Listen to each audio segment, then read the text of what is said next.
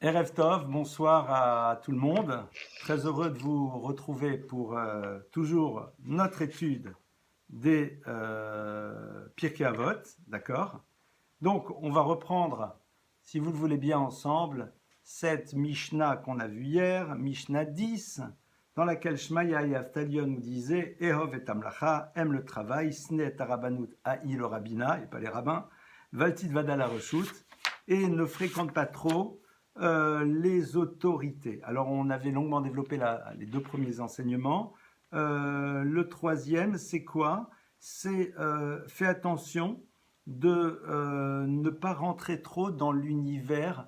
Alors, qu'on soit bien clair, il faut toujours être bien avec les autorités du pays dans lequel on se trouve, mais en deux mots, ne va pas trop dans cet univers-là. Pourquoi? Parce qu'au bout d'un moment, eh bien, lorsque l'on fréquente les arcanes du pouvoir, lorsque l'on fréquente les ors des palais en tout genre, eh bien, au bout d'un moment, on prend d'abord un petit peu les habitudes de ceux qui sont dans ces lieux, et souvent, ce sont beaucoup plus des personnes qui ont des démarches de stratégie relationnelle plutôt que d'être dans un monde de vérité, même s'il y a sûrement des gens très très bien parmi eux. Et donc, à partir de cela, on peut aussi s'imaginer qu'on a une forme de pouvoir. Pourquoi? Parce que quand on fréquente les allées du pouvoir, on est persuadé que soi-même, on connaît, donc on a des relations, etc., etc.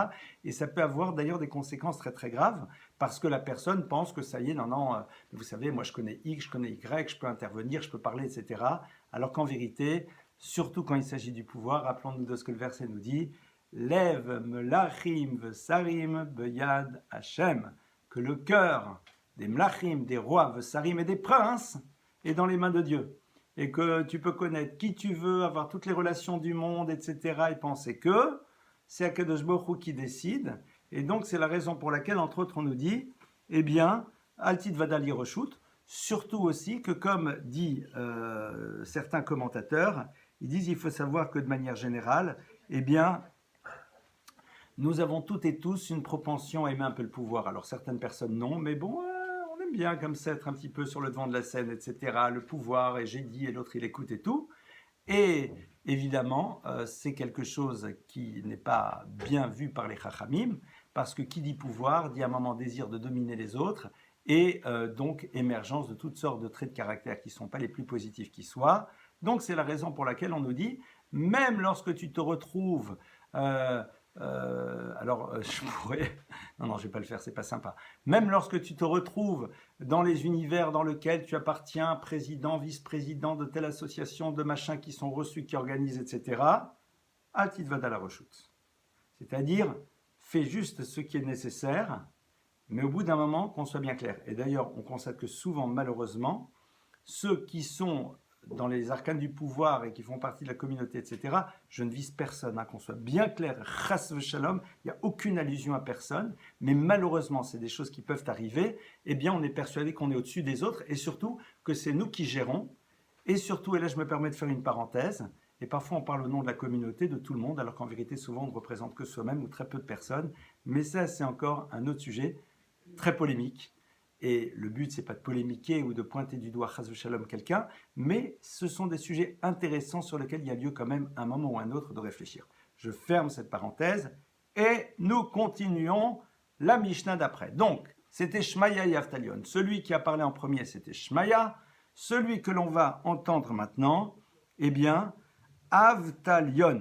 Alors, Avtalion dit Chachamim hizaru bedivrechem Shema tachovu chovat galut, v'tiglulim comme maïm araim, v'yishtu atalmidim abayim acharechem v'yamutu v'nimtza shem shamayim mitralel.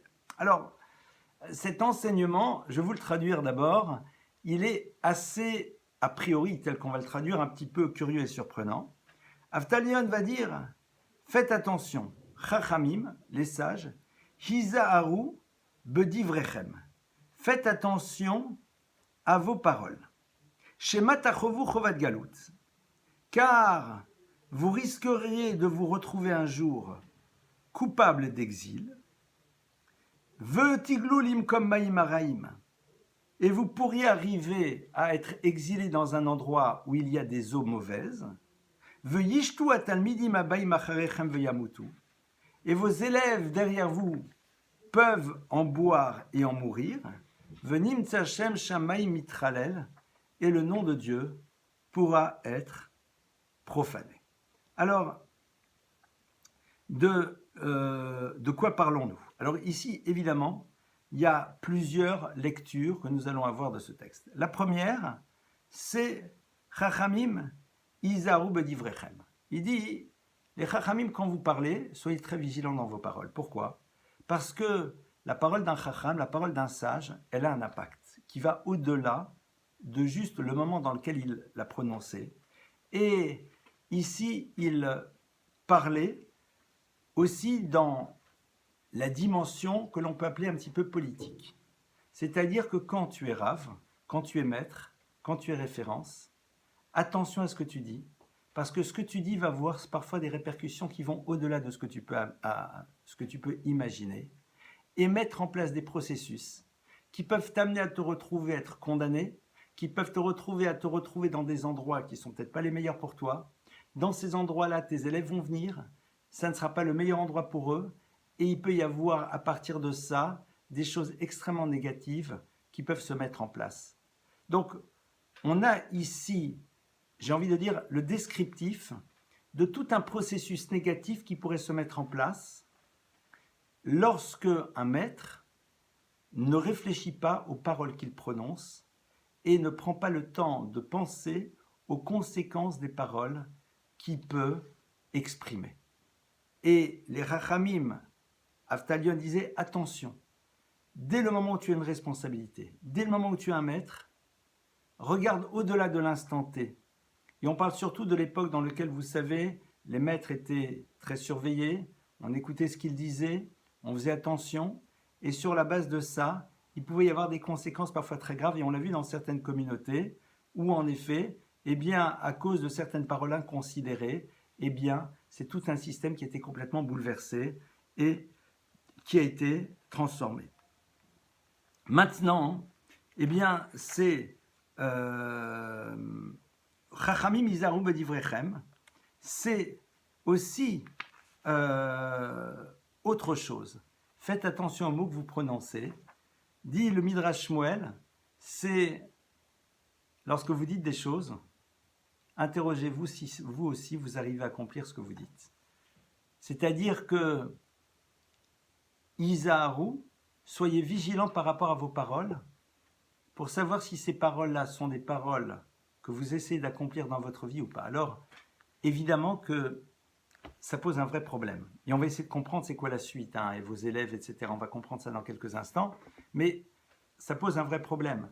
C'est que souvent on enseigne, et en vérité, on n'est pas vraiment à 100% en train de faire ce que l'on dit. Si par exemple là je vous parle de la nécessité de faire un travail sur la colère, la nécessité de ne pas faire de médisance, etc., même s'il y a marqué qu'il ne faut pas se regarder de manière négative, mais très sincèrement, j'adorerais être sûr que je ne dise jamais de médisance, que je ne me mets jamais en colère, que rien ne me stresse, etc., etc. C'est faux. Donc ça pose un vrai problème. Pourtant, le Midrash Shmuel nous dit « Chachamim Izaru Bedivrechem ». Alors, celui entre guillemets qui nous sauve, c'est le Chafetz Chaim. Le Chafetz Chaim, en effet, pose cette problématique. Et le Chafetz Chaim dit que, évidemment, on ne pourra jamais être à 100% en phase avec ce que l'on dit. Enfin, il ne dit pas ça, c'est inexact. On peut y arriver. Mais le problème, c'est de savoir est-ce qu'on a le désir d'y arriver. C'est-à-dire, est-ce que véritablement, on a le désir d'accéder à quelque chose que l'on est en train d'exprimer. Au passage, certains grands maîtres n'évoquaient pas certains sujets s'ils n'étaient pas sûrs qu'eux-mêmes sur ces sujets étaient parfaits. Les grands maîtres. Des gens comme moi qui enseignent, malheureusement, on en est très très loin. En tout cas, j'en suis très loin. Mais c'est pas banal. C'est-à-dire que pour eux, prononcer des mots dans lesquels ils n'étaient pas sûrs d'être en phase avec eux dans leur propre réalité, leur posait une vraie difficulté. Donc, Chachamim Izaru Bedivrechem, c'est aussi, Chachamim, faites attention quand vous parlez, de vous interroger si vous essayez à minima de vous battre pour essayer d'être en maximum en phase avec les mots que vous prononcez. Pourquoi? Parce que, Shema Tachovu Chovet Galut, car si les gens voient que vous n'accomplissez pas ce que vous dites, eh bien, malheureusement, ça peut générer de vrais dysfonctionnements et on ne sait jamais, peut-être une forme d'exil ou des sanctions qui proviennent du ciel. Et malheureusement, vos élèves risquent de fonctionner comme vous et le nom de Dieu va être profané. C'est-à-dire que lorsque on n'est pas du tout en phase avec les mots que l'on prononce, lorsqu'il y a ce que l'on appelle echad bepeh ve'echad belev, une chose dans la bouche et une chose dans le cœur, qu'on se moque royalement de l'enseignement que l'on est en train de transmettre et qu'on ne cherche pas à l'appliquer dans sa propre vie, eh bien, Avtalion dit attention, ça peut amener énormément de conséquences négatives. D'abord parce que les gens ne vous donneront plus de crédit, ou même s'ils vous donnent du crédit, ils vous imiteront.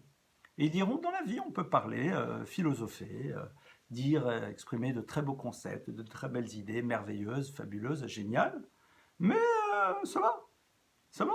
Ce sont des idées. Et donc, quelque part, vos auditeurs, vos élèves risquent de fonctionner de cette manière. Le nom de Dieu va être profané. Parce qu'en vérité, la valeur d'une parole, elle n'existe que dans la mesure où on est capable de la retraduire dans le monde des actions. Alors évidemment, on va voir que même Moshe va se mettre en colère dans la Torah. Et d'ailleurs, la Torah va le lui reprocher. Évidemment que En Sadik Baret Setov Lo Yecheta, dit le texte, qu'il n'y a pas de juste sur terre qui n'a fait que du bien et n'a jamais fauté. Le Talmud nous cite seulement 7 personnes qui n'ont jamais fauté.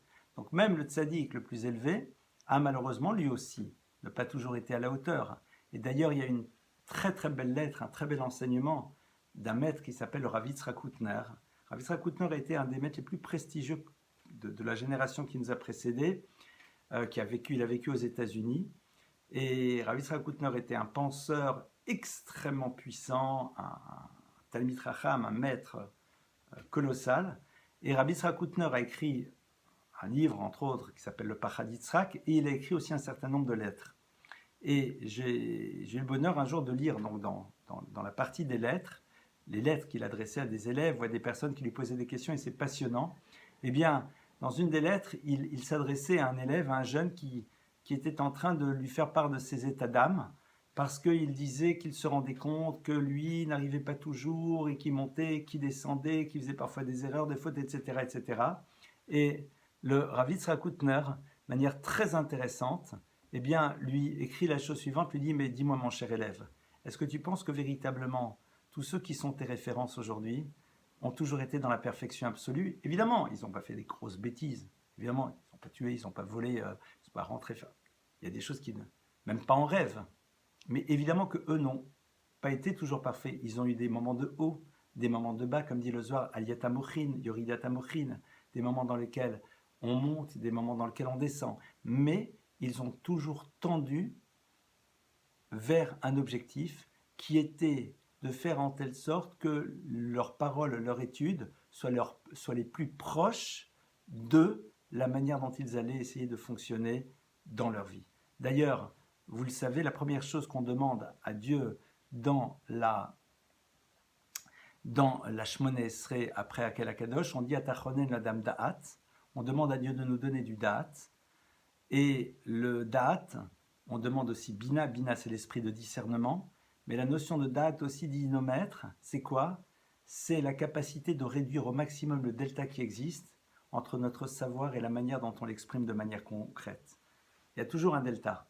Alors sur certains domaines le delta est grand, sur d'autres il est plus petit, sur d'autres beaucoup plus petit, mais c'est ce que l'on demande. Ata chonen la dame Da'at. On demande à Dieu de nous donner la possibilité d'exprimer et d'avoir du da'at pour pouvoir faire en telle sorte que on réduise au maximum en effet ce delta entre ce que l'on exprime et ce que l'on vit. Donc, à partir de là, nous avons donc, on va continuer. Ça, c'était donc cette Mishnah. Et on va continuer donc maintenant avec les élèves de Shmaya et de Avtalion. D'accord? Alors, on est en train de me dire qu'à ce qui paraît, il n'y aurait plus de son. Est-ce que c'est exact ou pas? Est-ce qu'on peut me préciser si vous entendez? Non, ça marche. Ça marche, très bien. Je suis désolé, comme quelqu'un m'a envoyé un petit message dans lequel il me disait il y a plus de son, donc c'est pour ça que je suis désolé, je me suis permis de m'interrompre. Maintenant, on va aller avec les deux élèves de Shmaya et Avtalion. Donc Shmaya et Avtalion, on a dit que c'était deux guérim, c'était deux prosélytes. Et on les cite parce que vous savez que dans la tradition juive, eh bien, ce que l'on regarde, c'est pas l'origine de la personne, c'est avant tout sa grandeur réelle. D'ailleurs, il y a un principe qui est le suivant, qui nous dit que Mamzer Talmid Chacham Kodem Gadol Haaretz, que quand vous avez le grand prêtre, imaginez le grand prêtre, surtout à l'époque du Second Temple, où souvent les grands prêtres achetaient leur grande prêtrise, etc. Mais en tout cas, il est grand prêtre, il est Cohen, etc.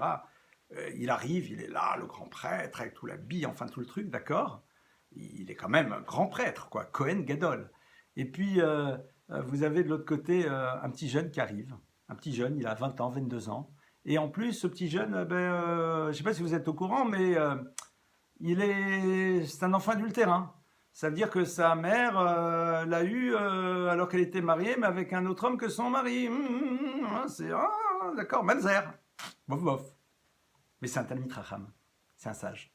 C'est quelqu'un qui connaît la Torah. Dit la Gemara, qui tu mets en premier? Le Mamzer. Mamzer Talmid Chacham Kodem Gadol Haaretz.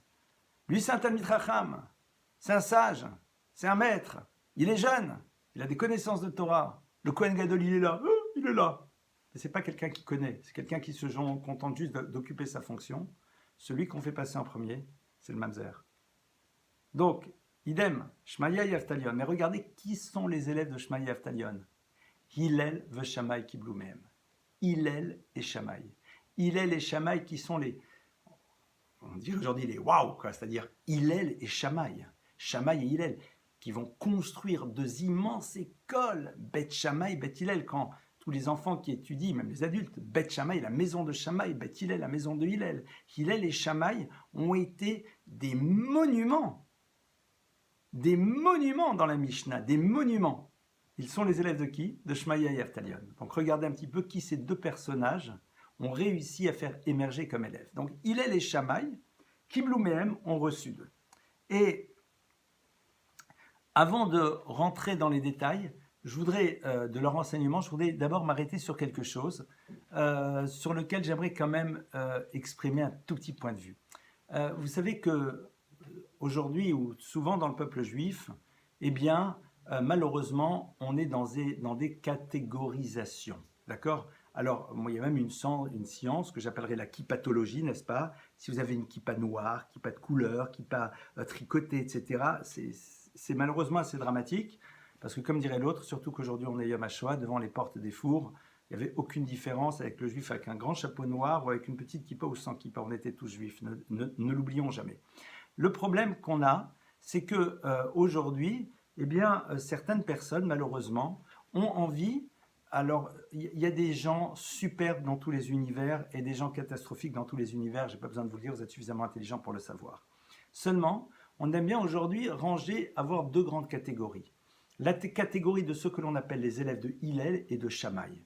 Shammai, ça serait l'univers de l'orthodoxie extrêmement vigilante sur la halacha, sur les lois, sur la cacheroute, sur les lois de la synagogue, sur toutes les lois du Shabbat, de toutes ces choses-là. Ça serait Shammai, dans lequel, attention, là, il faut être très vigilant. Et puis l'autre côté, Hillel, ça serait au contraire le symbole de, oui, c'est sûr, Shabbat c'est important, mais il faut être cool, il faut être ouvert. Hillel et Shammai, ne divisons pas le peuple juif dans Hillel et Shammai. D'ailleurs, au passage, il y avait un Rav qui était très connu, qui était le Rav Chaim de Brisk. Rav Chaim de Brisk était un maître avec une pensée d'une puissance très, très, très, très impressionnante, une école dans la manière d'aborder l'étude. Et c'était quelqu'un, aujourd'hui, ces personnes-là, qui aiment bien catégoriser, auraient dit c'est Shammai. Pourquoi? C'est quelqu'un qui était d'une rigueur extrême dans la loi. C'est-à-dire, il avait une vigilance absolue dans l'univers de la halacha. Faisait attention à chaque détail dans les lois des tefilines, dans les lois de la prière, dans les lois des bénédictions, dans les lois du la cacheroute, dans les lois du Shabbat, extrêmement scrupuleux. D'accord? Super. Les gens ont dit ouais, orthodoxe, orthodoxe. Seulement, le Rav Chaim Brisk, eh bien, il faut savoir que chez lui, les vendredis soirs, les Shabbats matins, les fêtes, étaient accueillis à ces tables qui? Eh bien, des femmes. Mais ces femmes avaient une particularité, c'est que c'était des filles mères pour la plupart. C'est-à-dire, c'était des femmes qui avaient eu des enfants hors mariage. On va dire que ce n'était pas la crème de la crème au niveau de la société de la ville. Des filles mères, des personnes qui malheureusement, pour des raisons qui leur appartenaient, qu'on ne jugera pas, s'étaient retrouvées dans des situations de vie un peu complexes. Et elles étaient accueillies chez Rav Chaim Brisk. C'était chez lui qu'elles mangeaient. Chez lui et son épouse dans sa famille. Maison qui était ouverte à tout le monde. Pourquoi? Parce que Rav Chaim Brisk, que les gens auraient pu assimiler à Shammai, c'est-à-dire très rigoureux, était très rigoureux. Mais dans tous les domaines, il était vigilant de la même manière sur la cacheroute d'un poulet que sur cette mitzvah que la Torah nous demande d'accueillir l'autre.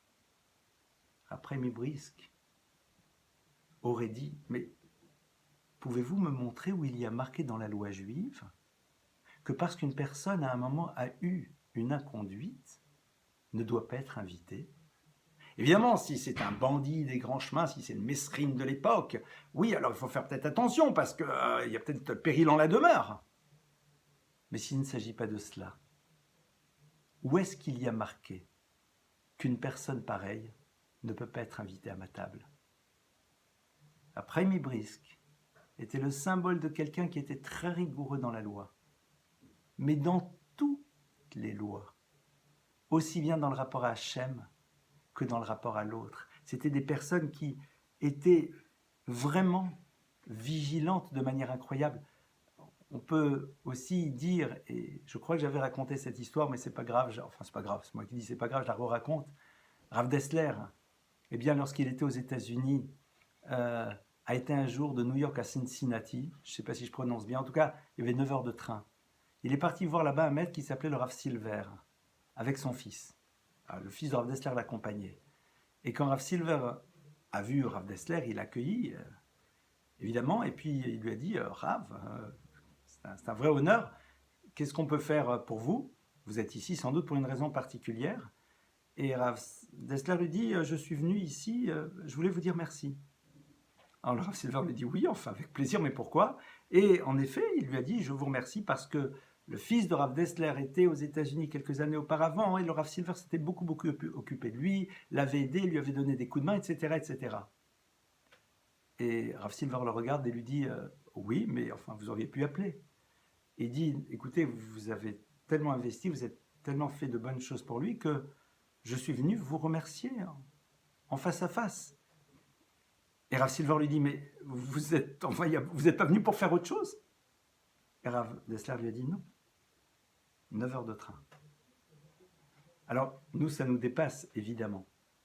Mais ces Rav Dessler, les gens les auraient appelés Shammai, parce que dans d'autres domaines de la loi, dans tous les domaines, ils étaient extrêmement scrupuleux. Mais ils n'étaient pas que scrupuleux dans la relation à Dieu. Ils étaient scrupuleux dans la relation à l'autre. Ils étaient scrupuleux dans la cacheroute de ce qu'ils allaient manger, de ce qui allait rentrer dans leur bouche, mais étaient scrupuleux aussi dans la cacheroute de ce qui allait sortir de leur bouche. Ils étaient scrupuleux sur les détails du hétrog, mais étaient scrupuleux par rapport à l'argent qui appartenait à autrui, et d'être sûrs qu'à aucun moment ils pourraient faire quelque chose qui pourrait leur créer un quelconque dommage. Ils étaient scrupuleux dans tous les domaines. Donc, cette lecture que malheureusement certains font, de dire que d'un côté, il y a Shammai, la rigueur, la dureté, et de l'autre côté, Hillel, l'ouverture, la gentillesse, j'aimerais bien, en tout cas dans ce que je partage avec vous, qu'on essaye de la mettre de côté. Shammai et Hillel étaient deux personnalités. Shammai avait une certaine rigueur, et quand on rentre dans les détails de l'analyse de ce que l'on décrit de Shammai, c'est passionnant. Et surtout, vous allez voir que par la suite, il dit des choses qui montrent bien que c'était tout, sauf quelqu'un de dur. Hillel avait une autre manière d'appréhender les choses. Ça sera un autre sujet qu'on abordera peut-être. Là, maintenant, on va voir quand même qu'est-ce qu'il disait. Donc, Hillel et Shammai, Kibloumer. Donc, Hillel et Shammai ont reçu d'eux. Hillel Omer, et quel est l'enseignement de Hillel? Hillel Omer, Heve mitalmidav shel Aharon. Il dit, soit fait partie mitalmidav des élèves de Aaron, de Aaron. Aaron, c'est-à-dire le frère de Moshe, le frère de Moïse. Ça veut dire quoi faire partie des élèves? C'est-à-dire inspire-toi de l'exemple de ton maître. C'est-à-dire inspire-toi de l'exemple de Aaron. C'est quoi l'exemple de Aaron? Ohev Shalom, Verodev Shalom. C'est quelqu'un qui aimait la paix, Verodev Shalom, et qui poursuivait la paix. Ohev et Tabriot, qui aimait les créatures, Umekarvan la Torah, et qui les rapprochait de la Torah. Aaron à Cohen, eh bien, était quelqu'un qui, en effet, a eu des particularités extraordinaires. Tout d'abord, rappelons-nous que, et c'est intéressant parce que c'est la paracha qu'on vient de lire, c'est vraiment la paracha qu'on vient de lire dans Shmini, eh bien, que lorsque le Mishkan, le sanctuaire, a été inauguré, Aaron, à un moment, est le grand prêtre. Il va commencer la avoda, le service, le culte dans le temple. Et quand vous regardez le verset, il y a marqué que Aaron, il faut l'appeler. Il faut l'appeler, Aaron n'ose pas. Pourquoi Aaron a un peu honte? Aaron se rappelle et se dit, mais je suis quand même celui qui à un moment était présent dans la fameuse histoire du veau d'or. Est-ce que c'est vraiment ma place? C'est pas que Aaron a un problème de légitimité. C'est pas que Aaron est là et en train de considérer que... Mais Aaron se pose des questions. Il dit, est-ce que vraiment vous êtes sûr que c'est à moi d'occuper cette place?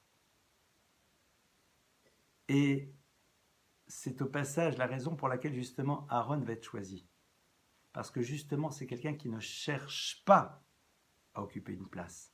Ce n'est pas quelqu'un qui cherche à être là et à être présent et à prendre un rôle. Aaron, au contraire, est celui qui s'interroge sur sa légitimité. Et lorsque Hachem lui dit, et Moshe lui dit, Kerav el hamizbeach, approche-toi, vas-y. Alors Aaron s'approche et il accepte d'assumer le rôle qui lui a été confié. Et évidemment, on va voir que ce trait de caractère, qui est au passage le trait de caractère de tous les grands du peuple juif qui se sont toujours retenus d'aller vers les postes qu'on leur proposait, pas par fausse modestie, mais parce qu'ils prenaient la mesure de l'importance du rôle qu'on leur demandait de jouer, eh bien, ceci va avoir un rapport direct avec cette notion de shalom, de la notion de la paix, de la notion de l'harmonie que Aaron incarnait de manière très forte, puisqu'on voit qu'il aime la paix, il poursuit la paix. Demain, Bezrat Hashem, on va rentrer dans les détails de savoir comment ça s'exprimait. Mais juste créer une ouverture de réflexion.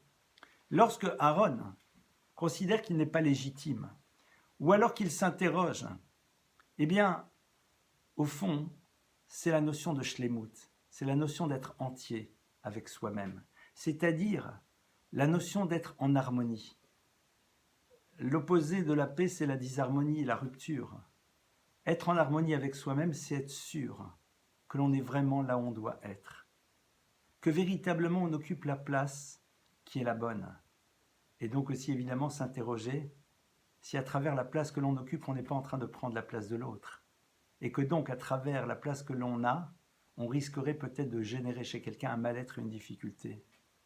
Celui qui est dans l'univers du shalom, c'est quelqu'un qui désire profondément que la vie se passe de la manière la plus harmonieuse, c'est-à-dire que chacun soit à la place à laquelle il doit être et qui est vigilant de ne pas occuper une place qui pourrait être occupée par un tiers pour ne pas lui faire du mal. Donc ce premier enseignement de Hillel, et on va s'arrêter ce soir là-dessus, eh bien c'est Ohev Shalom, Verodev Shalom. Soit l'image de Aaron, aimer la paix, rechercher la paix, chercher à ce que les choses soient dans l'harmonie. Bezrat Hashem, demain, on continuera à explorer ce que cela veut dire de manière beaucoup plus concrète. Je vous remercie en tout cas pour votre écoute. Je vous remercie pour votre présence. Bezrat Hashem, de très bonnes nouvelles chez tout le monde. Laïla Tov à tout le monde. Une très bonne santé. que toutes les personnes qui sont en difficulté, qui sont malades, aient une refoua shlema complète, que toutes les personnes qui sont en bonne santé restent en excellente santé. Bezrat Hashem, demain, à 12h30, le chiour sur le travail sur soi avec le travail sur la colère. Demain soir, Bezrat Hashem, on se retrouve aussi sur les Pirkei Avot. Merci à vous. Bonne soirée à tout le monde.